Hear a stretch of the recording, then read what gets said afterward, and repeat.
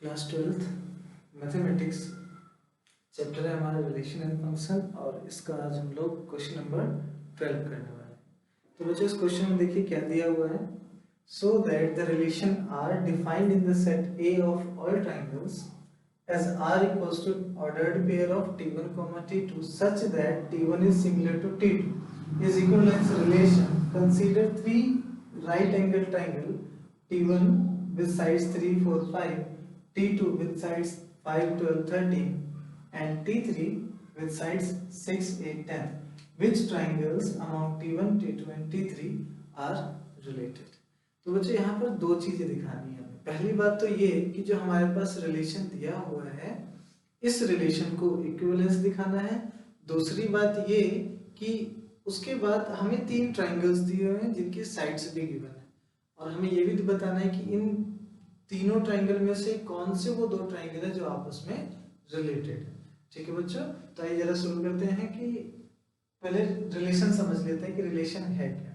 तो रिलेशन जो दिया हुआ है वो रिलेशन ऐसा है कि दो ट्राइंगल यदि सिमिलर होंगे तो वो आपस में रिलेटेड होंगे। ठीक है, we have relation R is equals to T1, T2 such that T1 is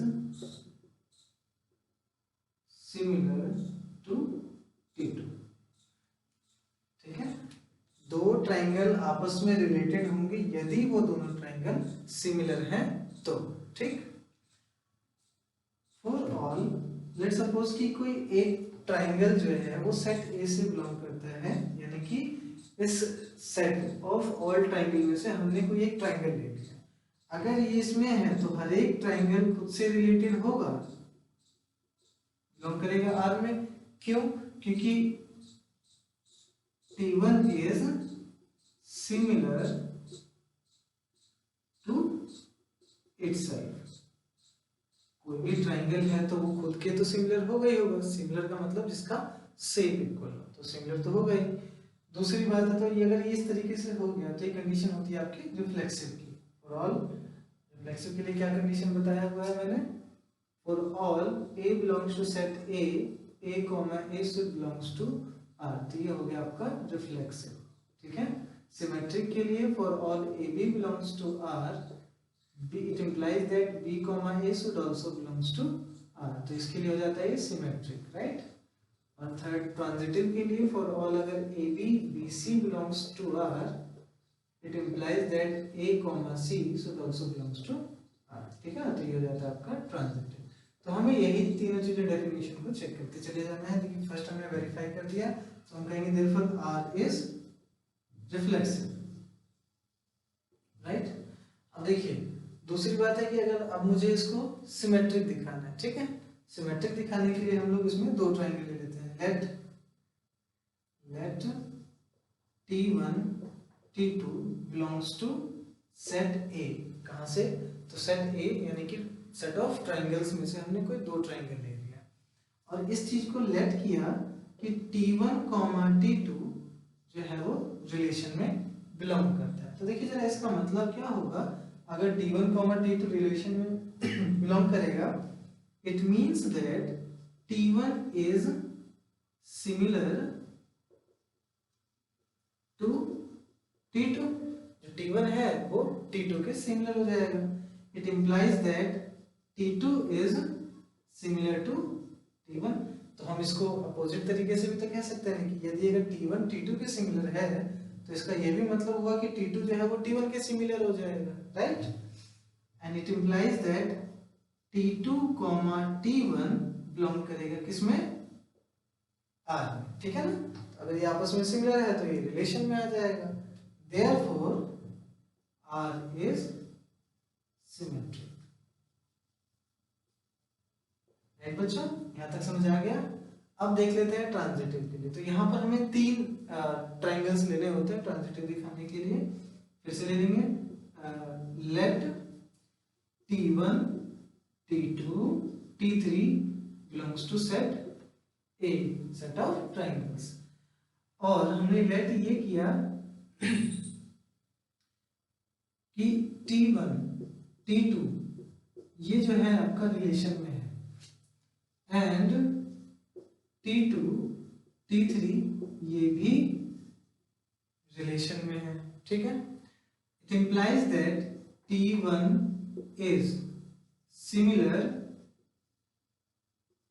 to T2 and T2 is similar to T3। क्या मतलब है इसका? T1 T2 के सिमिलर है और T2 T3 के सिमिलर है, which implies that T1 is similar to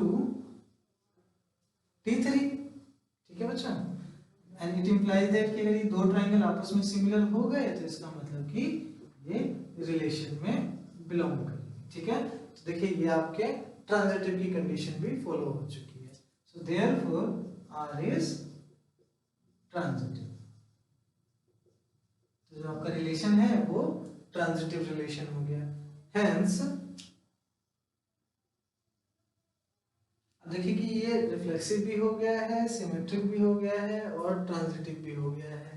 तो इसीलिए जो आपका रिलेशन R होगा is an equivalence relation, right. It is an equivalence relation. तो जो आपका रिलेशन था उसको हमने इक्विवेलेंस रिलेशन प्रूव कर दिया है। अब हमें जो इसका दूसरा पार्ट है क्वेश्चन का वो ये कहा गया है कि कंसीडर द थ्री ट्राइंगल्स। हमारे पास तीन ट्राइंगल्स हैं जिनकी साइड हमें गिवन है। बच्चे यहाँ पर एक बात मैं समझाना चाहता हूँ।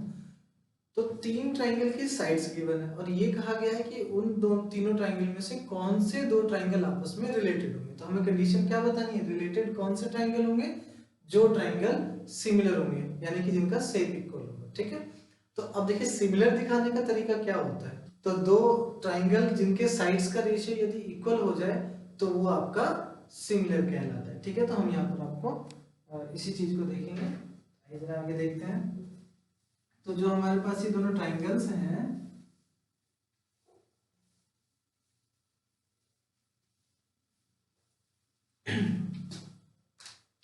तो यहाँ पर हमारे पास now we have triangle T1 with sides. देखिए T1 जो ट्राइंगल है किसकी साइड के साथ है? 3 4 5, 3 4 5, ये इसके साइड्स हैं, ठीक है। Triangle T2 with sides 5 12 13। Triangle T3 with sides 6 8 10, 6 8 10। ये तीनों ट्राइंगल्स के हमारे पास साइड है। अब जरा देखिए तो बच्चों यहाँ पर ध्यान से कि T1 और T1 एंड T2 चेक करते हैं। इसका जरा देखेंगे तो पहली साइड का रेशियो है 3/5, दूसरी साइड का रेशियो है 4/12 और तीसरी साइड का रेशियो 5/13। 3/5 ये देखिए कैंसिल आउट हो सकता है, 1/3 नॉट इक्वल है, तो ये आपका आपस में रिलेटेड नहीं होगा। चलिए T1 को T3 के साथ देखते हैं। 4 T1 एंड T3। तो देखिए जरा 3/6, 4/8 एंड 5/10। देखिए 1/2, 1/2 अगेन, 1/2 अगेन, तीनों रेशियो आपको यहाँ बराबर आ गए। तो हम कहेंगे since T1 is similar to T3 से कह सकते हैं कि बाय कौन से रूल से सिमिलर हुआ ये? तो SSS रूल से, ठीक है ना। साइड का मतलब होता है रेशियो इक्वल, ठीक है। इस रूल से ये सिमिलर हो गया। Therefore T1 is related to T3। Now your question is